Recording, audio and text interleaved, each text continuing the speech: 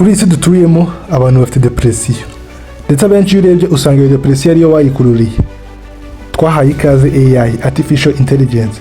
Ubu abantu benshi bari gutaka ngo babuze akazi kubera yuko akazi kashoborwa gukorwa n'abantu 10 gasigaye gakorwa n'umuntu umwe, ariyo AI, Artificial Intelligence.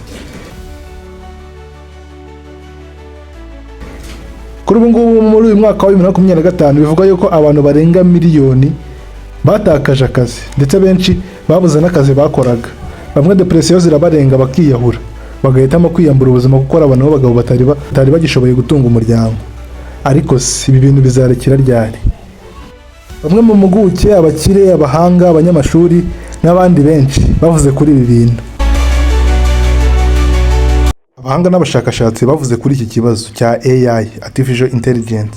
Elon Musk akaba n'umuyobozi wa Tesla cyangwa X Space, akaba n'umukire wa mbere ku isi, yavuze ati AI is far more dangerous than narcs. Mark my words. AI irusha intwaro za kirimbuza ubukana. Mwitondere aya magambo yanjye.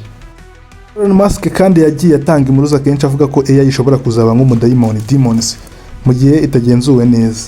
Yavuze ko habaho amategeko mpuzamahanga agenga uko ikoresha AI, bitabaye ibyo ishobora kwigarurira isi bucece.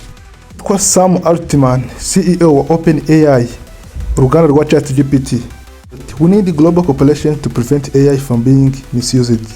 Dukeneye ubufatanye ku rwego rw'isi kugira ngo AI itazakoreshwa nabi. Naho Geoffrey Hinton, umwe muri base ba AI, father of deep learning, yaravuze ati I now regret my life work. Ndicuza akazi kose nakoze mu guteza imbere AI. Hinton wahoze ari umuyobozi ukomeye wa Google mu bijyanye na AI, yeguye mu mwaka wa 2023 kugira ngo aburire isi yuko AI ishobora guteza impungenge. Yavuze ko yatewe ubwoba n'ubwenge bw'ubukorane bushobora kurenga ku bantu vuba cyane. Aho umwe mu baprofesa ba kaminuza wigisha muri University of California, umwarimu wa computer science akaba na AI ethics, yaravuze ati we are creating system more powerful than ourselves without knowing how to control them. Turimo kurema systeme turusha ubushobozi bwacu kandi tutaramenya uburyo bwo kuzigenzura. Uyu Professor Roosevelt ni umwe mu banyabwenge baswe cyane ku isi mu byerekeye na AI ethics. Yandika cyane ku bijyanye no gushyira indangagaciro z'abantu mu mikorere ya AI. Afite igitabo cyakunzwe cyane cyitwa Human Compatible Artificial Intelligence and Problem of Control. Ubushakashatsi bugaragaza yuko nitirewe nabi mu mwaka wa 2030 AI izaba ituyoboye aho kugira ngo twe tuyiyobore. Tekereza mu mwaka wa 2030 uko byutse uburibwe bwo hataraboneka bwamaze gupima uko umutima wawe utera, utari wavuze n'ijambo na rimwe. Telefone yawe imaze kukwereka uko umunsi wawe uteye, ibyo uzambara, ibyo uzarya, ibyo ugomba gutekereza, byose byamaze kugenwa. Ndakubwiza ukuri inshuti yanjye, ubu si ubuvanganzo, ni ukuri kwegereje. Ubwenge bwo bukorano Artificial Intelligence ntibuzongera kuba igikoresho kidufasha, ahubwo buzaba ari bwo butuyobora. Tuzongera kubugisha inama, ahubwo buzajya budutegeka, butubwire ngo kora iki. Ubu nawe muri aka kanya uri kwibaza ngo AI izankontorora ite? Ubu tuvugana yatangiye kugukontorora nawe mu buryo utazi. Umuntu asigaye akenyera gutekereza ikintu akakibaza AI, akakibaza ChatGPT. Wakenera kureba ikintu ikahita ikwereka icyo usanzwe ureba, ikahita ivuga ngo uyu muntu asanzwe areba iki ngiki, nta gushidikanya, ukahita ukireba utiriwe utekereza ngo kubera icyo nyeretse iki ngiki. Ikibabaje, AI niza dufata ku ngufu. Twayihaye ikaze ubwa mbere mu buzima bwacu bwa buri munsi. Byatangiye tutabizi, ari Siri, Google, WhatsApp, YouTube, Facebook ndetse n'izindi zose zigiye zitandukanye. Byose byamenye ibyo dukunda, uko tubaho, ibyo dutinya. Tekereza nawe ugiye kuri Facebook cyangwa se ugiye kuri YouTube, uko byagenda kose ikintu ukunda kureba cyane nicyo kitakiza imbere yawe. Ibyo wakunze gusacinga nibyo ikwereka cyane kurusha ibyo utigeze ureba cyane. Byose byari byoroshye kandi twarabyishimiraga, twarayemeye, twayigiriye icyizere, ariko yagendaga itumenya, niko natwe twatangiye kuyishingikirizaho kugera ubwo yatangira gufata umwanzuro aho kuba yo gutanga inama. Mu mwaka wa 2025 abantu babarirwa muri za miliyoni batakaje akazi kubera imashini zikorana ubwenge. Abashoferi, abacuruzi, abarimu n'abaganga bamwe basimbuye n'ibikoresho by'ikoranabuhanga. Nubwo byatangaje benshi, siko byarangiye. Mu nganda, mu biro, AI yabaye umuyobozi.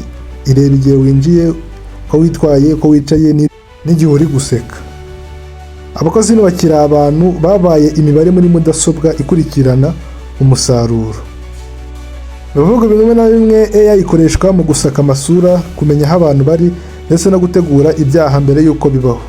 Mu Bushinwa hari sisiteme yitwa social credit iguha amanota cyangwa ikayakugabanyiriza bitewe n'uko witwaye. Mu Burayi na Amerika ni amapuro bakoresha mu kubikaho amakuru, byose babibika ku mbuga nkoranyambaga kuri murandasi. Ni ugusakaza amakuru yawe mu buryo bworoshye ukavuga igicuruzwa. Mu bihugu bimwe AI ni ifata imyanzuro y'ubuzima. Ninde ubona inguzanyo, ninde uvurwa, ninde wemerewe akazi. Ikibabaza ni uko akenshi n'abayikoze iyo AI batazi impamvu y'iyo myanzuro. Ni black box. Itanga igisubizo batazi ahantu cyavuye. AI yamenye amarangamutima yacu ku buryo ishobora kugukontorora mu buryo bworoshye. Izi igihe urakaye, izi igihe uri wenyine, izi n'igihe wababaye. Bityo ikagucururizaho ibigendanye n'igihe urimo. Imbuga nkoranyambaga ntizigufasha gusa, zikuyobora mu bitekerezo. Zishobora kukurakaza, kugutandukanya n'abandi cyangwa kukwereka isi uko itari. AI si mbi, ariko se ninde uyikoresha? Ni ibihugu bikomeye, ni ibigo bikize bifite ubushobozi bwo kugenzura ubuzima bw'isi yose, cyangwa ubuhinzi, ubuvuzi, ubutabera n'uburezi byose biri mu kuganisha ku buyobozi bwa AI. None se bigize ikibazo ninde uzabihagarika? Sa nimba AI ibwirijwe gukora nabi, tuzayihagarika dute? Hari icyizere, hari amahirwe yo gushyiraho amategeko, politiki n'indangagaciro zo kugenzura, ariko ni igihe gito. Iyo dutekereje ko hari iyindi myaka tuba twibeshye. Ese ni uyu munsi cyangwa n'ejo hazaza? Tugiye gutsindwa, ariko si uko AI yari mbi, ahubwo nuko tugiye kuzayikoresha nabi.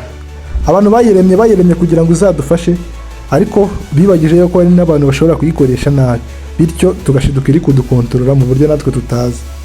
Muri 2030 si imyaka myinshi isigaye, ni nk'ejo, ni nk'uyu munsi wihishe iruhande. Isi yarahindutse, AI yamaze gutangira kuyobora. Ikibazo si niba izabikora, ni ukumenya niba tuzayemerera. Twifuza ko idufasha, ariko se tukaba twaramaze kuyakira nka bosi? Kadufata umwanya mutoya wo gutekereza kuri ibi bintu. Niba bikubwiye byinshi, wowe AI uyikoresha gute? Ndi Patrick, iyi ni Panza Daily.